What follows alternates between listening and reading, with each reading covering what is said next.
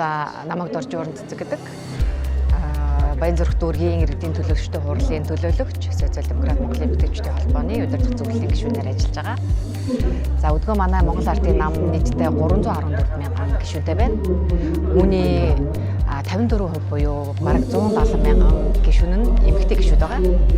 За 2024 оны улсын хурлын сонгуулиар аль нэг хүйсийн квотыг 30% хүргэснээр манай улсын их хурл 126 гишүүний 32 нь одоо улсын хурлын гишүүн, эмэгтэй улсын хурлын гишүүнээр ажиллаж байна.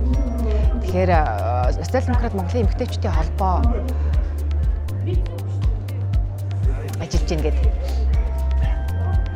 За өнөөдрийн байдлаар улсын хуралд аль нэг хүйсийн квотыг 30% гэж одоо шийдсэн боловч орон нутаг дахь эмэгтэйчүүдийн квот 20%-аар байгаа.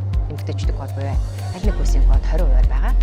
Тэгэхээр өнөөдрийн улсын хурлд байгаа эмэгтэйчүүдийн холбоонд байгаа улсын хурлд байгаа эрэгтэй эмэгтэй гишүүд манай намын удирдлагууд маань аль нэг хүйсийн квотыг 40% хүргэхээр ажиллаж байгаа нь маш сайшаалтай үр дүн гэж бодож байна.